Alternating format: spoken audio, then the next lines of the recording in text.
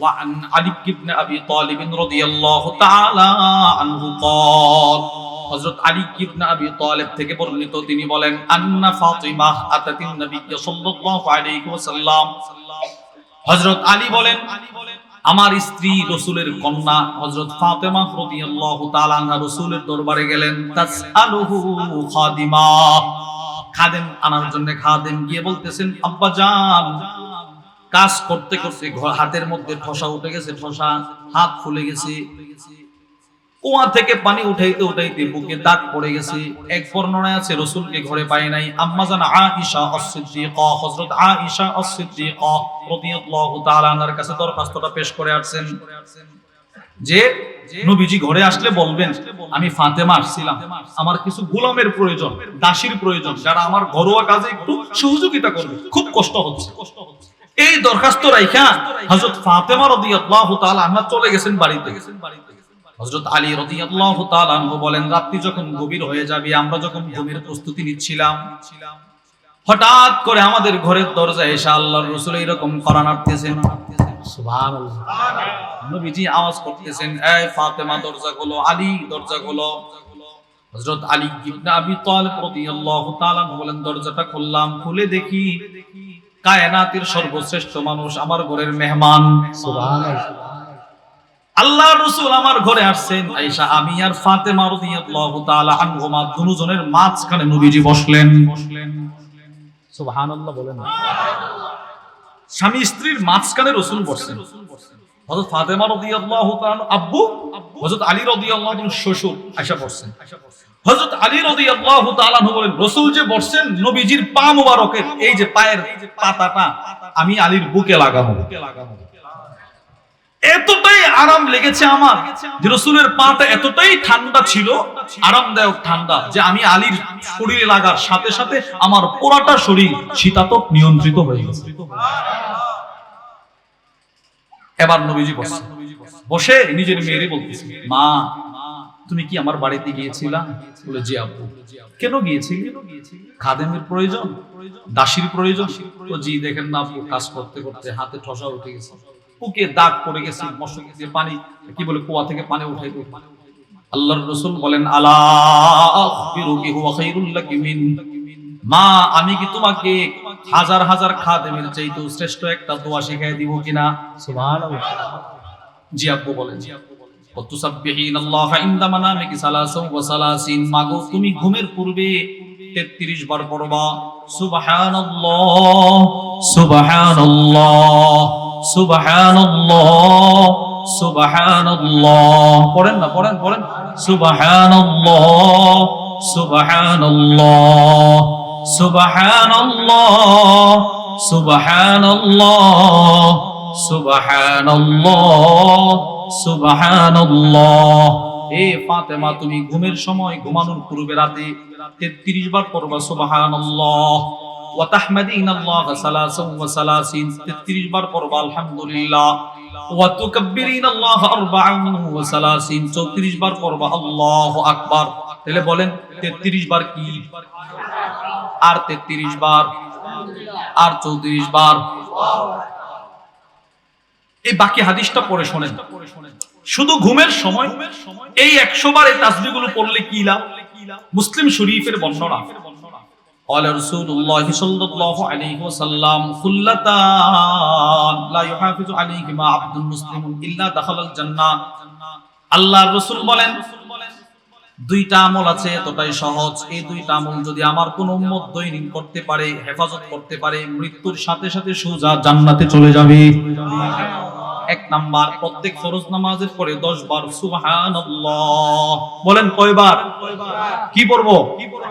আর 10 বার আলহামদুলিল্লাহ, আর 10 বার আল্লাহু আকবার। তাহলে প্রত্যেক ফরজ নামাজের পরে মোট 30 বার। কতবার? 10 বার সুবহানাল্লাহ, 10 বার আলহামদুলিল্লাহ, 10 বার আল্লাহু আকবার। তাহলে প্রত্যেক ফরজ নামাজের পরে 30 বার হলে 5 ফরজের পরে কত হবে? মোট 150 বার। কতবার? আল্লাহর রাসূল বলেন আমার উম্মত প্রত্যেক ফরজ নামাজের পরে উচ্চারণ করবে মুখে 150 বার, মিজানের পাল্লায় হয়ে যাবে 1500 বার। সুবহানাল্লাহ। আমি উচ্চারণ করব কতবার? মিজানের পাল্লায় হবে কত? ১,৫০০। এবার দেখেন নবীজি দ্বিতীয় পুরস্কারটা বলতেছে। আল্লাহর রাসূল বলেন, আমার উম্মত যদি ঘুমের পূর্বে, রাত্রে ঘুমের পূর্বে ৩৩ বার পড়ে সুবহানাল্লাহ সুবহানাল্লাহ, ৩৩ বার পড়ে আলহামদুলিল্লাহ, ৩৪ বার পড়ে আল্লাহু আকবার, তাহলে তার মুখে উচ্চারণ হলো ১০০ বার, মিজানের পাল্লায় হয়ে যাবে ১০০০ বার। সুবহানাল্লাহ। এটা হলো প্রথম পুরস্কার। এবার দ্বিতীয় পুরস্কার। আল্লাহর রাসূল বলেন, প্রত্যেক ফরজ নামাজের পরে ১০ বার ১০ বার ১০ বার পড়লেন, হালাল হারাম বাইসাত সে চলতে পারে। এশারের নামাজের পরে সে পড়লো, ফজরের আগে যদি তার ইন্তেকাল হয়ে যায়, নবীজি বলেন এই তাসবিহগুলোর বরকতে মৃত্যুর সাথে সাথে দাখালাল জান্নাহ, সোজা জান্নাতে চলে যাবে। সুবহানাল্লাহ। এবার রাত্রে আপনি পড়ছেন, ১০০ বার পড়ছেন, আপনি কাউকে কষ্ট দেন না, হালাল হারাম বাইসা চলছেন, নামাজও পড়ছেন, মুমিন, মারা গেছেন, ফজরের আগে মারা গেছেন, নবীজির এই হাদিস বলে সোজা জান্নাত। এই কথাটাই হুজুর সাল্লাল্লাহু আলাইহি ওয়াসাল্লাম হযরত ফাতেমা রাদিয়াল্লাহু তাআলা আনহাকে বলতেছেন, মা, খাদেমের জন্য গিয়েছিলাম, বলে জি আব্বু। আমি তোমাকে খাদেমের চাইতে শ্রেষ্ঠ কথা বলে দিব। কি? তুমি ঘুমের পূর্বে পড়বা ৩৩ বার, বলেন বলেন না, ৩৩ বার, আর ৩৩ বার, আর ৩৪ বার। আচ্ছা, এবার আপনারা হাদিসটা বুঝে থাকলে বলবেন, এই কথাগুলো নবীজি কাকে বলতেছেন? বলেন না কাকে? এবার হযরত আলী রাদিয়াল্লাহু তাআলা আনহুর বক্তব্যটা শুনেন। এই মুসলিম শরীফের বর্ণনা। হযরত আলী রাদিয়াল্লাহু তাআলা আনহু বলেন, ৩৩ বার সুবহানাল্লাহ, ৩৩ বার আলহামদুলিল্লাহ, ৩৪ বার আল্লাহু আকবার। এই আমলটা নবীজি জীবনে একদিন আয়েশা হযরত ফাতেমাকে দিয়েছিলেন। আমি শুনেছিলাম, আমিও ছিলাম, আমাকে রাসূল ব্যক্তিগতভাবে দেয় নাই, কিন্তু আমি আলী আজকে মৃত্যুর দিন আগ পর্যন্ত কখনো এই আমলটা ঘুমের দিন, ঘুমের সময় ছাড়ি নাই। আজকে থেকে কত বছর আগে এটা আমি শুনছি, রাসূল আমলটা শিখাইছেন, বাস আমি আজকে যে ইন্তেকাল হবে, আমার ইন্তেকালের পূর্ব মুহূর্তে বলে দিচ্ছি, আমি আজকে পর্যন্ত এই আমলটা ছাড়ি নাই। এই হাদিসের মধ্যে আসছে, কেউ একজন প্রশ্ন করছে, হযরত আলী, ওয়ালা ফি লাইলাতুস সিফফিন, সিফফিনের যুদ্ধে আপনি তো সেনাপতি ছিলেন, সেনাপতি, ওই যুদ্ধের সময় আপনি সেনাপতি, আপনার কত ব্যস্ততা ছিল যুদ্ধে, ওই রাতেও কি আমলটা করছেন? হযরত আলী বলেন, সিফফিনের রাতেও আমি আমলটা ছাড়ি নাই। এই হাদিস থেকে আপনারা কি বুঝলেন? সাহাবারা নবীজির শুধু জন্ম তারিখ নিয়ে পড়ে থাকতেন, না রাসূলের গোটা জিন্দেগি থেকে আমল খুঁজে খুঁজে শিখতেন? তাহলে এই হাদিস থেকে আমরা বুঝলাম সাহাবারা নবীজির জীবনী থেকে কি শিখতেন? আমল। বলেন কি শিখতেন? আমল। দৃষ্টান্ত নাম্বার ৩, মুসলিম শরীফের বর্ণনা। وعن عبد الله بن عمر رضي الله تعالى عنهما قال, আব্দুল্লাহ ইবনে উমর রাদিয়াল্লাহু তাআলা আনহুমা থেকে বর্ণিত, তিনি বলেন, বাইনামা নাহনু মুসাল্লি মা রাসূলিল্লাহি সাল্লাল্লাহু আলাইহি ওয়াসাল্লাম, হযরত আব্দুল্লাহ ইবনে উমর বলেন, আমরা নবীজি সাল্লাল্লাহু আলাইহি ওয়াসাল্লামের সাথে একদা এক নামাজ পড়লাম, যে কোনো নামাজ হয়তো পড়ছি আমরা, ওনারা পড়ছেন এক নামাজ, কিন্তু নামাজের মাঝখানে এক সাহাবী দাঁড়ায় বলতে লাগলেন, এক সাহাবী নামাজের মাঝখানে বলতে লাগলেন, ফাকালা রাজুলুন মিনাল কওম, এক সাহাবী দাঁড়ায় বলতে লাগলো, আল্লাহু আকবার কাবীরা, বলেন বলেন বলেন, আল্লাহু আকবার কাবীরা ওয়ালহামদুলিল্লাহি কাসীরা ওয়া সুবহানাল্লাহ বুকরাতান ওয়া আসীলা। এই তিনটা কালেমা এক সাহাবী নামাজের মধ্যে হঠাৎ জোরে জোরে পড়তে লাগলো। নামাজ পড়াইতেছেন নবীজি, মুক্তাদি হলেন সাহাবারা, মুক্তাদা নবীজি। হঠাৎ করে নামাজের মাঝখানে একজন সাহাবী জোরে জোরে বলে ফেললো, আল্লাহু আকবার কাবীরা ওয়ালহামদুলিল্লাহি কাসীরা ওয়া সুবহানাল্লাহি বুকরাতান ওয়া আসীলা। এই কালেমাগুলো বললেন, রাসূল নামাজ শেষ করলেন। নবীজি নামাজ শেষ করার পর রাসূল প্রশ্ন করলেন, মানিল কাইলু কালিমাতা কাযা ওয়া কাযা, কে রে? এই নামাজের মাঝখানে এই শব্দগুলো কে বলছো? ওই সাহাবী ভয় পেয়ে গেছে, হায় হায়, নবীজি আমার বিচার শুরু করলেন। রাসূল বলতে লাগলেন, কে এই কালিমাগুলো পড়ছো নামাজের মাঝখানে? দাঁড়াও, কে পড়ছো? দাঁড়াও। তো ওই সাহাবী ভীত সন্ত্রস্ত আস্তে আস্তে দাঁড়াইছে। আনা ইয়া রাসূলুল্লাহ, দাঁড়ায় বলতে লাগলেন, ইয়া রাসূলুল্লাহ, আমি এই কালিমাগুলো পড়ছিলাম। আল্লাহ রাসূল একটা মুস্কি হাসি দিয়ে বলতে লাগলেন, সাহাবী আজিবতুলাহা, তোমার কালেমাগুলো দেখে আমি আশ্চর্য হয়ে গেলাম। সুবহানাল্লাহ। কেন আশ্চর্য হইলেন? ফুতিহাত লাহা আবওয়াবুস সামা, তুমি নামাজের সময় এই কালিমাগুলো যখন পড়তেছিলে আমি দেখতেছি জিবরিল আমারে বলতেছে, ইয়া রাসূলুল্লাহ, আপনার এই সাহাবীর কালিমাগুলো এতটাই আল্লাহর প্রিয় কালিমা, এতটাই দামি কালিমা, ওই কালিমাগুলো নেওয়ার জন্য আকাশের ফেরেশতারা দৌড়াদৌড়ি শুরু করে দিল।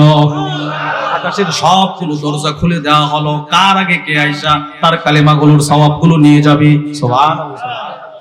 বলেন কালিমাগুলো কি? আল্লাহু আকবার কাবীরা, বলেন বলেন, আল্লাহু আকবার কাবীরা, আল্লাহু আকবার কাবীরা, আল্লাহু আকবার কাবীরা, ওয়ালহামদুলিল্লাহি কাসীরা, ওয়ালহামদুলিল্লাহি কাসীরা, ওয়ালহামদুলিল্লাহি কাসীরা, ওয়া সুবহানাল্লাহি বুকরাতাও ওয়া আসীলা, ওয়া সুবহানাল্লাহি বুকরাতাও ওয়া আসীলা, ওয়া সুবহানাল্লাহি বুকরাতাও ওয়া আসীলা। এই কালিমাগুলো বলেছে। এবার শুনেন মূল কথা। এই হাদিস বর্ণনাকারী সাহাবীর নাম হলো আব্দুল্লাহ ইবনে উমর। হযরত ওমর ইবনুল খাত্তাব রাদিয়াল্লাহু তাআলা আনহুর ছেলে, নাম হলো হযরত আব্দুল্লাহ। বলেন কি নাম? তিনি এই হাদিসটা বর্ণনা করেছেন, উনি ওই নামাজে ছিলেন। এবার তার ইনার বক্তব্যটা শুনেন। তিনি বলেন কি জানেন?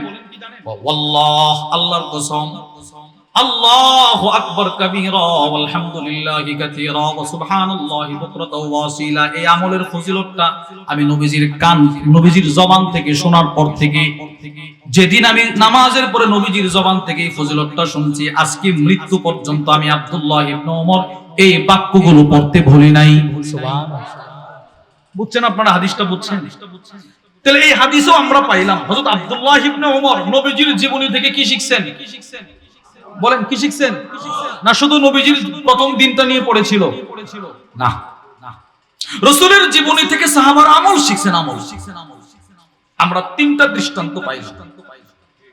দৃষ্টান্ত নম্বর 4, মা আতাকুমুর রাসূল ফাখুদু। রাসূল বলেছেন, আমি যা নিয়ে আসছি আমার 63 বছরের জিন্দেগিতে যা নিয়ে আসি তোমরা দেখেছো সবগুলো গ্রহণ করো।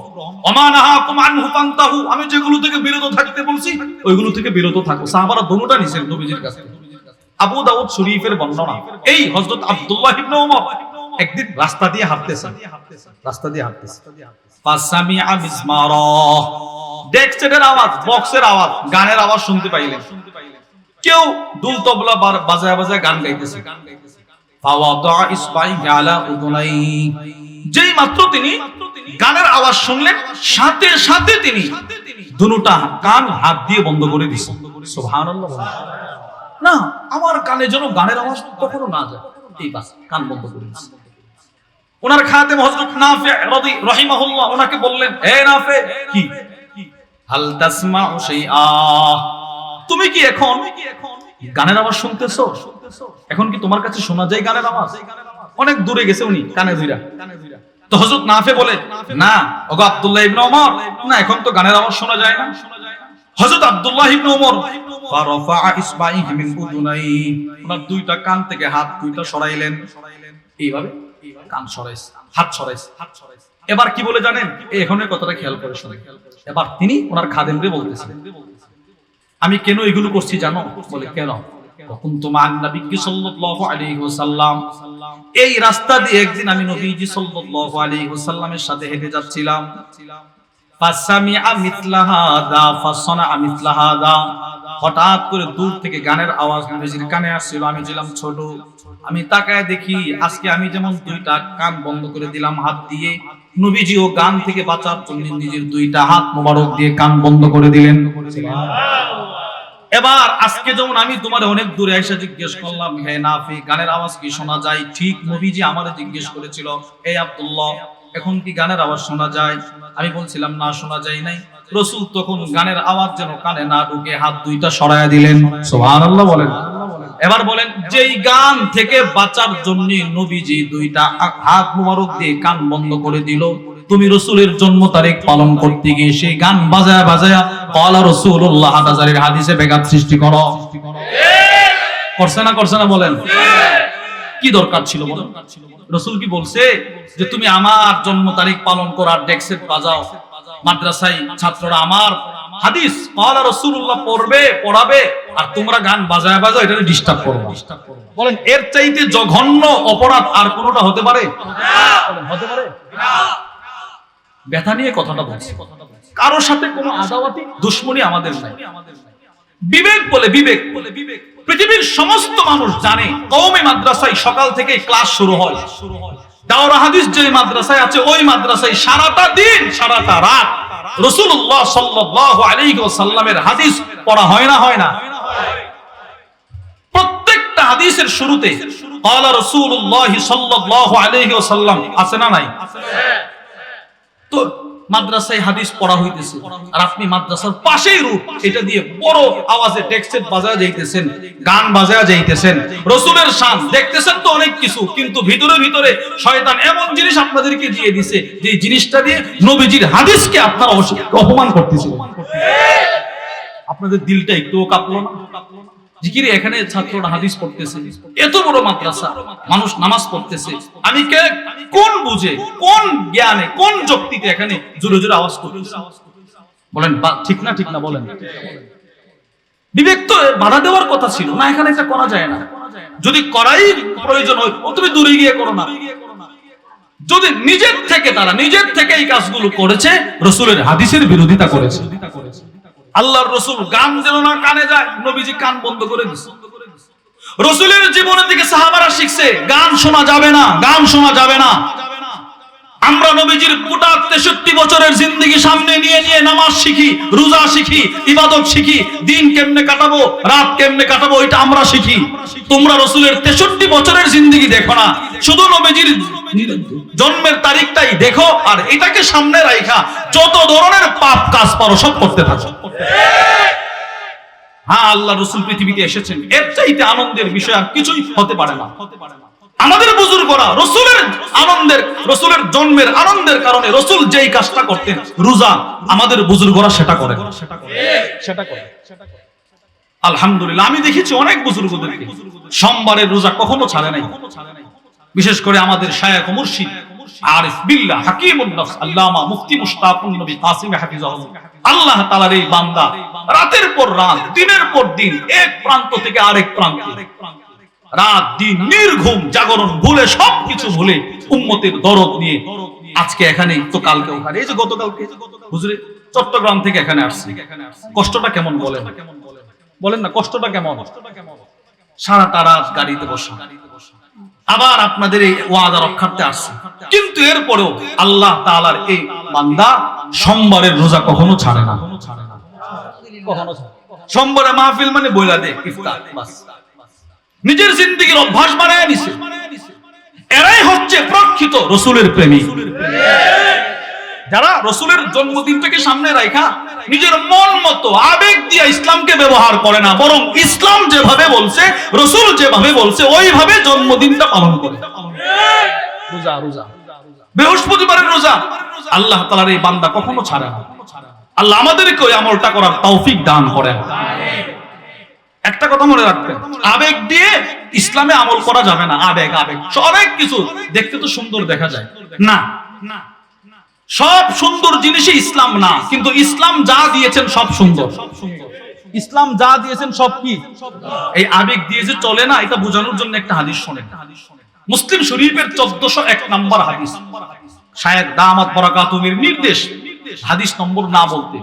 এটা অনেক উপকার পাইছি আমি না বলাতে, কিন্তু এরপরে কিছু জায়গা আছে যেগুলো চ্যালেঞ্জপূর্ণ, ওইখানে কিছু নম্বর বলতে হয়। এই হাদিসের নম্বরটা কেন বললাম একটু শুনেন। আবেগ দিয়ে যে ইবাদত চলে না এটা বোঝানোর জন্য হুজুর সাল্লাল্লাহু আলাইহি ওয়াসাল্লামের সাহাবী হযরত আনাস ইবনে মালিক রাদিয়াল্লাহু তাআলা আনহু থেকে বর্ণিত, তিনি বলেন নবীজির 3 জন সাহাবী, বলেন কয়জন? 3 জন সাহাবী রাসূলের বাড়িতে আসছে, নবীজি বাড়িতে নাই। আম্মা জান রাদিয়াল্লাহু তাআলা আনহুন্না ইনারা বসা, ইনাদের কাছে আসছে। ওয়া আন আনাস ইবনে মালিক রাদিয়াল্লাহু তাআলা আনহু قال, হযরত আনাস ইবনে মালিক রাদিয়াল্লাহু তাআলা আনহু থেকে বর্ণিত, তিনি বলেন আন্না নাফারাম মিন আসহাবিন নবী সাল্লাল্লাহু আলাইহি ওয়াসাল্লাম সাআলু আজওয়াজ রাসূলিল্লাহি সাল্লাল্লাহু আলাইহি ওয়াসাল্লাম। নবীজির সাহাবাদের এক জামাত মানে তিনজন সাহাবী নবীজির বাড়িতে আসলেন, এসে রাসূলের বিবিদেরকে প্রশ্ন করলেন আন আমালিহি ফিস সিররি। খেয়াল করে শুনেন, তিনজন সাহাবী আয়েশা নবীজির বিবিদেরকে বলতে লাগলেন, ও আম্মা জানেরা, আল্লাহর রাসূল মদিনায় মসজিদে নববীতে কি আমল করে সেটা তো আমরা দেখতে পাই, আমাদেরকে নামাজ পড়ায়, নামাজের পরে কি আমল এটা আমরা দেখতে পারি, কিন্তু আপনাদের কাছে আমাদের প্রশ্ন হলো আল্লাহর রাসূল ঘরে আয়েশা কি আমল করে একটু আমাদেরকে বলেন। নবীজির ঘরের আমলটা কেমন, গোপন আমলটা কেমন একটু বলেন। তো আম্মা জানেরা রাসূলের আমলের বর্ণনা শোনায় দিলেন যে আল্লাহর রাসূল রাত ভর দাঁড়ায় দাঁড়ায় তাহাজ্জুদ পড়ে, কুমিল লাইলা ইল্লা কলিলা নিসফাহু আও ইনকুস মিনহু কলিলা আও জিদ আলাইহি ওয়া রাত্তিলিল কুরআন তারতিলা। কখনো কখনো রাসূল রাত ভর দাঁড়ায় নামাজ পড়ে, রাসূলের পা মোবারক ফুলে যেত। এগুলো তুমি করো, রাসূলের জিন্দেগি থেকে এটা শিখো। নবীজি রাত ভর তাহাজ্জুদ পড়ছে, দাঁড়াইছে, নামাজ পড়ছে। তুমি তো রাসূলের জন্মদিনটাকে সামনে রেখে এমন কাজও করো, সারাটা দিন নেচে গিয়ে তুমি শেষ করে দিচ্ছ, যোহরের নামাজটাও পড়ো না। বহু মানুষ নামাজ পড়ে না, মানে নামাজের চাইতে এটার দাম বেশি বানায় দিচ্ছে। আল্লামা আহমদ ইবনে মুহাম্মদ আল কাসতালানী রাহিমাহুল্লাহ তার বিখ্যাত কিতাব আল মাওয়াহিবুল লাদুনিয়া বিল মিনাহিল মুহাম্মাদিয়া, এটার মধ্যে একটা কথা লেখছে আর কি, যেটাকে তারা দলিল বানাইছে কি, যে হুজুর সাল্লাল্লাহু আলাইহি সাল্লাম যেই রাত্রি যেই দিনে আসছেন বা যেই রাত্রিতে জন্মগ্রহণ করেছেন ওই রাতের দাম শবে কদরের চাইতেও বেশি, এটা উনি বলছেন। অথচ উনি 800 হিজরির পরের মানুষ, উনি একটা ওনার বক্তব্য প্রকাশ করছেন। সেম ওনার এই কিতাবের শরহ লিখছেন শারহুজ জুরকানি, ইমাম জুরকানি লিখেছেন। উনি আবার এই ওনার বক্তব্যটা নিচে লিখছেন না ফিহি নাজরুন। উনি ওনার একটা বক্তব্য দিল যে রাসূলের জন্মের তারিখের রাতটি লাইলাতুল কদরের চাইতেও শ্রেষ্ঠ। জুরকানি বলেন আমি এটা মানতে পারি না। কেন? শবে কদরের শ্রেষ্ঠত্ব স্বয়ং কোরআন দিয়ে প্রমাণিত। সুবহানাল্লাহ। লাইলাতুল কদরি খায়রুম মিন আলফি শাহর, এই শুধুই মাত্র এই আয়াতের তাফসীর আমাদের শায়খ দামাত বারাকাতুহুম হাফিজাহুল্লাহ হুজুর আমাদেরকে এই রমাদানুল মুবারকের শেষ দশকের ইতিকাফে শুধু 10টা দিন 10টা রাত এই লাইলাতুল কদরের এত আজীব বয়ান শুনিয়েছেন যেটা আমরা কখনো শুনি নাই। এত বরকতপূর্ণ লাইলাতুল কদর, এটার চাইতে ওনারা রাসূলের জন্মের রাতটাকে শ্রেষ্ঠ বানায় দিয়েছেন। আমরা বলি শ্রেষ্ঠ, কিন্তু লাইলাতুল কদরের চাইতে নয়। লাইলাতুল কদরের শ্রেষ্ঠত্ব তো আল্লাহ তাআলা নিজে বলেছেন, নিজে নিজে। সুবহানাল্লাহ বলেন, আল্লাহ নিজে বলেছেন। এজন্য শুধু এই মতন বললে হবে না, বুঝতে হবে যেটা সরাসরি কোরআনের সাথে সাংঘর্ষিক, এটার ব্যাখ্যা আমাকে দেখতে হবে। আপনাদের কি উদাত্ত আহ্বান, আপনারা ওটার ব্যাখ্যা দেখেন, এরপরে বুঝুন, তারপরে বলুন, মানুষকে বিভ্রান্ত করবেন না। তো তিনজন সাহাবী রাসূলের দরবারে আসছে, এসে প্রশ্ন করল নবীজি কি আমল করতেন। তো আম্মা জানেরা রাসূলের আমলের বর্ণনা দিলেন। এখন শুনেন আমার মূল কথা। যেই মাত্র নবীজির আমলের কথা শুনলেন, তিনজনের একজন বলে ফেললো কি জানেন? ওয়াকালা বাদুহুম লা আতাযাওয়াজুন নিসা। কি বলো? আরে যেই নবীজির আগের গুনাহ মাফ, যেই নবীজির পরের গুনাহ মাফ, ওই রাসূল যদি গোপনেও এত আমল করতে পারে, এই তুলনায় তো আমরা কিছুই করি না। তো একজন বলে ফেললো আজকে থেকে আমি আর কখনো বিবাহ করব না, ইবাদত করতে করতে যৌবন জীবন শেষ করে দেব। আচ্ছা বলেন তো, এই যে কথাটা শুনলেন আমাদের কানে খারাপ লাগছে না ভালো লাগছে? ভালো লাগছে না কথাটা? আমি শুধু ইবাদত করব, ইবাদত করব, বিবাহ করব না, কথাটা খারাপ লাগছে না ভালো লাগছে? বললেন বুঝেন। দ্বিতীয় ব্যক্তি কি বলে জানে? ওয়াল্লাহি লা আকুলুল লাহাম, না না আমি আজকের পর থেকে আর গোশত খাবো না, মানে খাবার খাবো না, আমি আর খাবারই খাবো না। যেই রাসূলের আগের গুনাহ মাফ, যেই নবীজির পরের গুনাহ মাফ, এই রাসূল যদি এত আমল করতে পারে, আমরা তো কিছুই করি না, যা আজকের পর থেকে আমি আর খাবার খাবো না, ইবাদত যে শুরু করব, এই ইবাদতে নিজের জীবন শেষ করব। সুবহানাল্লাহ বলো। কথাটা কি খারাপ না ভালো? বুঝছেন, খারাপ না ভালো? তৃতীয় জন কি বলে জানেন?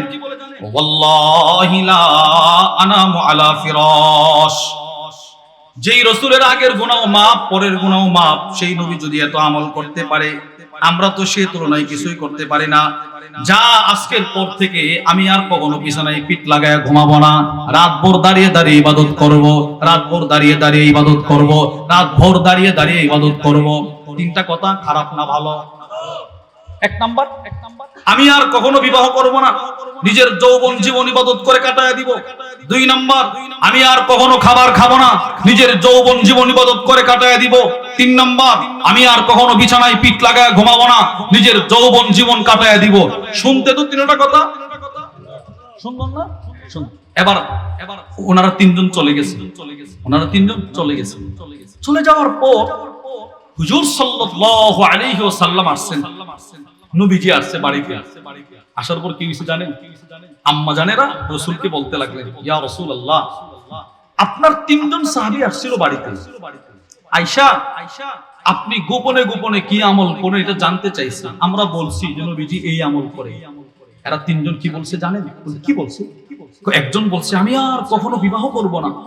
রাসূল বলে তাই নাকি? বলে হ্যাঁ।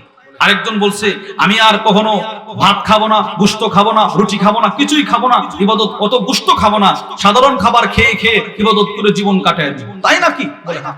তৃতীয় জন কি বলছে জানেন? কি বলছে? আমি আর কখনো বিছানায় পিঠ লাগায় ঘুমাবো। তো ওনারা মনে করছে নবীজি খুশি হবে। আল্লাহর রাসূল রাগ হয়ে গেলেন। আল্লাহর রাসূল রাগ হয়ে সব সাহাবাদেরকে মসজিদে নববীতে জমা করলেন। সুবহানাল্লাহ।